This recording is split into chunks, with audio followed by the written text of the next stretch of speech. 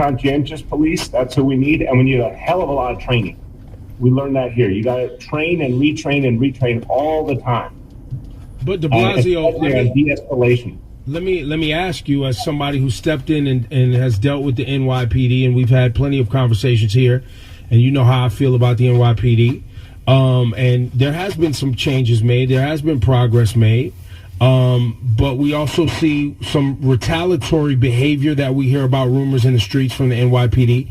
People want these changes to happen quickly. You were confronted with trying to, figure out how to get people out of the force that were a part of the negative culture so that you could make some change. It's not an overnight process, correct? It's not. And look, one of the things that we did recently, we had a whole process around police reform.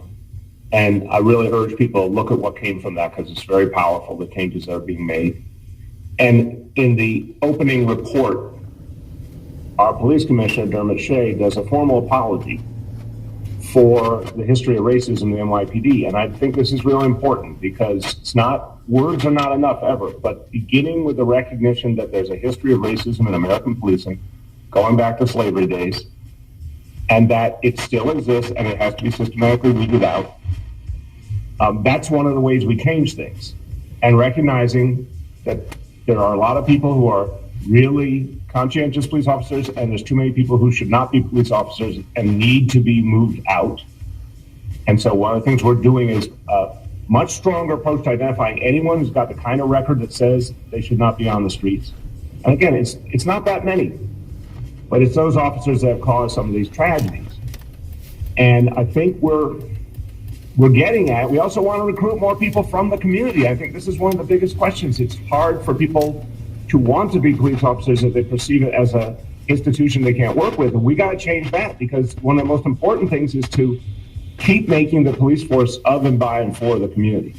And it is the majority of people of color police force now in New York City, and that's important, but we got to keep doing a lot more of that, particularly with more African-American recruits and more senior leadership. And so these are all the things that we're trying to move now, and I think it does take time, but I really believe it will make the change for like New York City.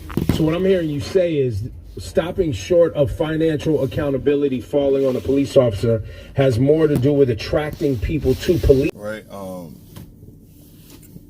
I just wanted to explain this this air freshener thing in your rearview mirror, man. In light of the guy that just passed away, my condolences to that family. It does suck, but what you guys must understand is that this is technically illegal. Having anything in your front window is illegal, and having anything in your back window is illegal. Stickers, anything that is covering the window itself or is on the window itself is considered obstruction of vision. Obstruction of vision is anything that would get in your way and cause you to have an accident without knowing that, you were going to have that accident, which kind of sucks. But it's basically saying that the officer cares about your safety and the safety of others on the road at the time that you're on the road with them. And you see it here. And I did take the risk. It is a risk of me having this here, but it's a little guitar that I like. And I feel like it gives a little personality at the moment, but it is an air freshener, and it's only going to be on for probably a week or so.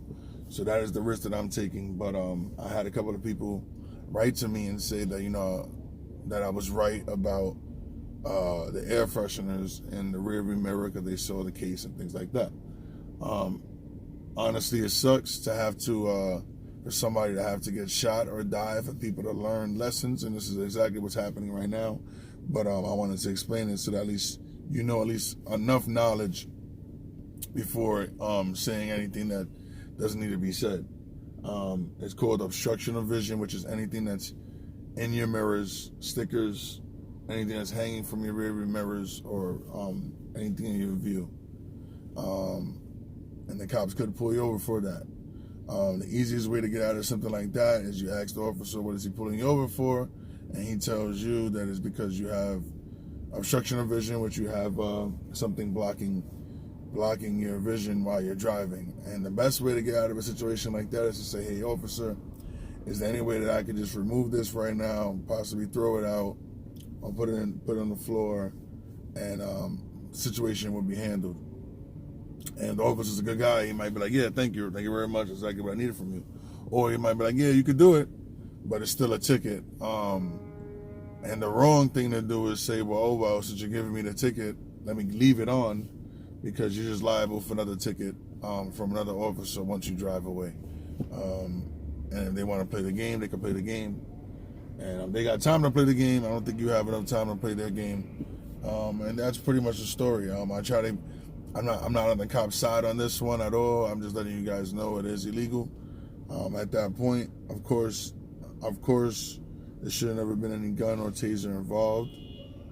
But that's what happens when you have inexperienced people or people that are just scared of the streets out there on a daily. It does suck. But again, just wanted to give you a little insight on what I know about that particular law. But it's called obstruction of vision. Again, look it up. But definitely wasn't right, So take care.